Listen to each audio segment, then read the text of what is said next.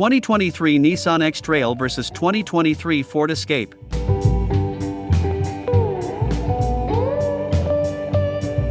Nissan X-Trail.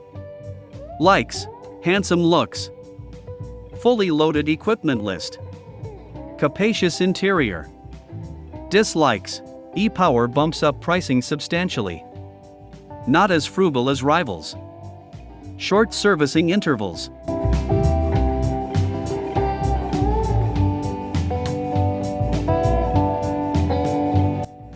Ford Escape.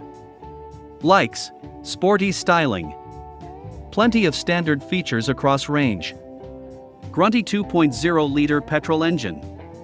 Dislikes: overly direct steering, unsettled body control, pricey.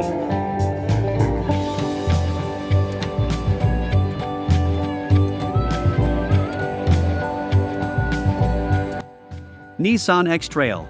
There's no denying Toyota's RAV4 Hybrid is one of the most in-demand models currently on sale in Australia, with wait times stretching out to 18 months in some cases.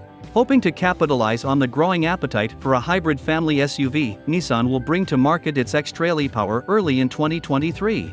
However, unlike the Toyota, the X-Trail e-Power promises the driving feel and experience of a fully electric car, but without the drawback of lengthy recharge times.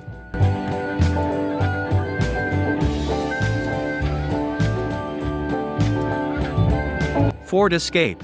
Ford is hoping its new generation Escape will tempt you away from buying one of the current family favorites, such as a Toyota RAV4 or a Mazda CX-5. What we hope to do here is arm you with everything you need to know about the new Escape range so you can decide if this new mid-sized SUV is the right fit for you. The new Escape looks nothing like the old one, comes in front-wheel drive and all-wheel drive, and you'll even be able to choose a plug-in hybrid later in 2021. Verdict: Nissan X-Trail. If you're still on the fence about the electric future, Nissan's X-Trail e-Power might be the solution for you. It offers the driving feel of an EV, but can be topped up with petrol at any nearby servo, and is as sure-footed as almost any other rugged SUV out there. Sure, the price is getting up a bit, but having an electric car without the range anxiety could very well be worth the peace of mind. Ford Escape. The Escape is one of the best-looking medium SUVs on the market, and more practical than its sleek lines would suggest. The 2.0-liter turbo petrol engine makes it one of the most powerful among its rivals, although not the best to drive thanks to overly sharp steering, which may in turn unsettle the body at times if you're not expecting such directness. While the standard features list is hardly missing anything even in the entry grade, the Escape range could do with a lower-priced grade to make the model more accessible. Maybe something like the smaller-engined 1.5-liter turbo as in the previous Escape Ambiente. The sweet spot in the range is the entry-grade Escape. Yes, you miss out on the digital instrument cluster and heated seats, but you're getting most of the upper grades equipment at a lower price. Engine and transmission. Nissan X-Trail. While the X-Trail e-Power is propelled by electricity, you might be surprised to find a 1.5-liter, 3-cylinder petrol engine under the bonnet. This unique arrangement means that petrol goes in, and the engine produces electricity to spin the wheels. Power and torque outputs for the engine are largely inconsequential, as it is designed to operate at peak efficiency for the electric motors. Speaking of which, the motors output a combined 157 kilowatts of power, but an overall torque figure is a bit harder to determine, though the front motor pushes out 330 Nm and the rear makes do with 195 Nm. Ford Escape. The Escape comes with a 2.0-liter 4-cylinder turbo petrol engine making 183 W of power and 387 Nm of torque, which is more powerful than any engine in the RAV4, CX-5 or everything else in the class for the same money. This is the only engine on offer for the Escape, apart from the 2.5-liter petrol engine in the plug-in hybrid electric vehicle, PHEV, which will be available in 2021. The power output for the hybrid is 167 kilowatts. The hybrid is front-wheel drive only and so is the entry-grade Escape, while the petrol-only ST-Line and Vignale can be had in front-wheel drive or all-wheel drive configurations. The petrol Escapes have an 8-speed automatic transmission while the PHEV features a continuously variable transmission, commonly known as a CVT Auto. It's there to help save petrol, which neatly brings us to consumption. Fuel consumption. Nissan X-Trail. Officially, the X-Trail e-Power sips 6.1 liters of petrol per 100 kilometers, which betters the petrol-only Nissan midsize SUV lineup, but maybe not by as much as you think. In 2WD guys, the 2023 X-Trail will return a 7.4L/100 km reading, which is raised to 7.8L/100 km with AWD optioned.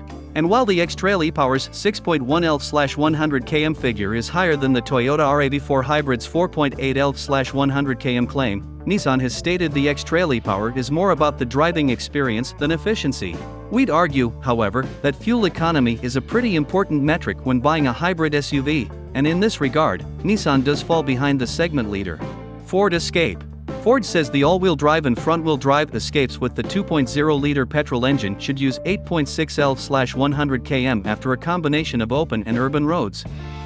In my own testing, I found the difference between the two to also be almost negligible, too, with the FWD's mileage being 9.4L/100 km and the AWD's being 9.7L/100 km.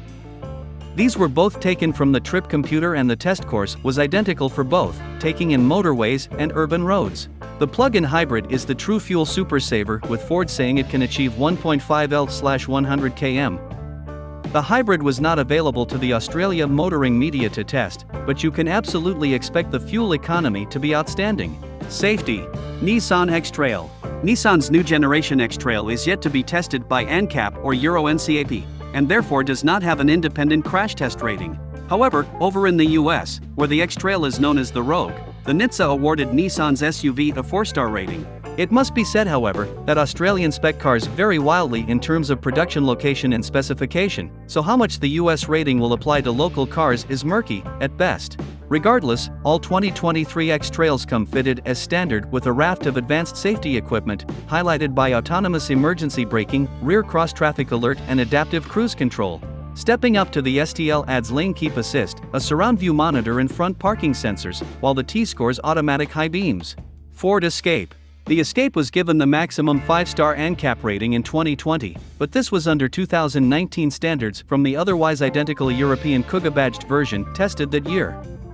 This shouldn't put you off, as all grades come with an outstanding level of standard safety tech such as EEB with pedestrian and cyclist detection, lane keeping assistance, adaptive cruise control, blind spot warning with cross-traffic alert and traffic sign recognition.